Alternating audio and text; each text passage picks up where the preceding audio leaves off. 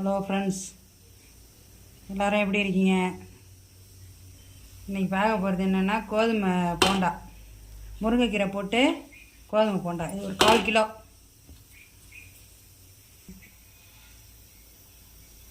ஒரு 50 கிராம் பச்சரிசி மாவு,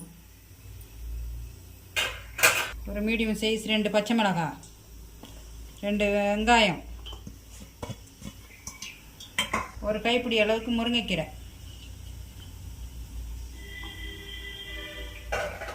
தேவையான அளவு உப்பு போட்டுங்க, கொஞ்சோண்டு சோம்பு பவுட்ரு,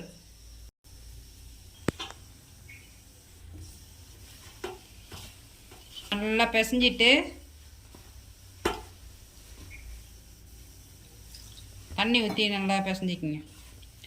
என் வீடியோவை ஃபஸ்ட்லேருந்து லாஸ்ட்டு வரைக்கும் பாருங்கள், அப்போ தான் புரியும். ஃபுல்லாக பிசைஞ்சாச்சு பாருங்கள், எப்படி வந்திருக்கு பாருங்கள்.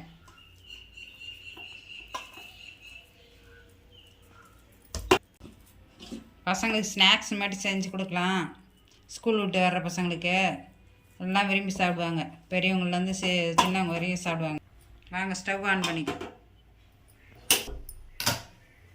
கனவில் எண்ணெய் ஊற்றிங்க.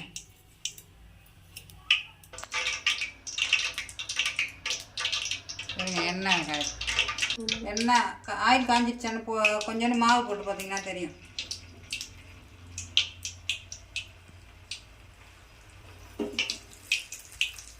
வெளியே வந்துச்சு பாருங்க. இந்த சைஸில் போட்டுங்க. உங்களுக்கு எந்த சைஸ் தேவையோ போட்டுங்க.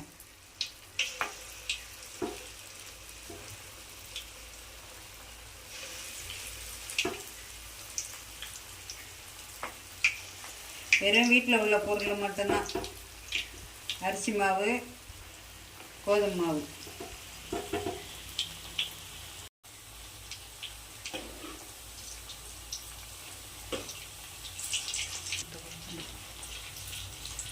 இதை ஒரு 5 நிமிஷம் கழிச்சு திருப்பி விட்டுங்க. ஸ்டவ்வை வந்து மீடியம் ஃப்ளேமில் வச்சுக்கோங்க, ஒரு பாதி அளவுக்கு. அப்போ தான் உள்ளெல்லாம் வெந்து வரும்.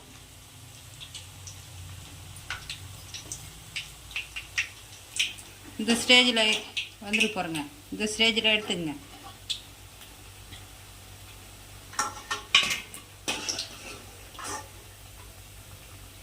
மழைக்கு சுட சுட சாப்பிடுங்க.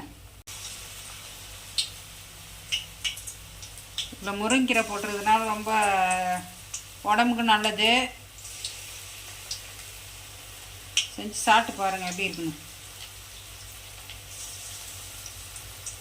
பகோடா மாதிரியும் கிள்ளி வைக்கலாம். இதை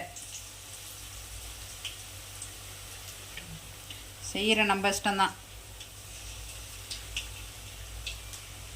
இந்த முருங்கீரை பொரியல்லாம் செஞ்சு கொடுத்தா பசங்க சாப்பிட மாட்டாங்க. இதை மாதிரி ஸ்நாக்ஸ் மாதிரி செஞ்சால் சாப்பிடுவாங்க. தனியெல்லாம் பொரியல் பண்ணி கொடுத்தா சாப்பிட மாட்டாங்க பசங்க. இதை மாதிரி செஞ்சு கொடுத்தா சாப்பிடுவாங்க. எண்ணெய் அதிகமாக இழுக்காது. எப்படி வந்திருக்கு பாருங்கள். இதை செஞ்சு சாப்பிட்டு பார்த்துட்டு கமெண்ட் பண்ணுங்கள், ஷேர் பண்ணுங்கள், சப்ஸ்கிரைப் பண்ணுங்கள், கூடவே லைக் பண்ணுங்கள். நன்றி, வணக்கம்.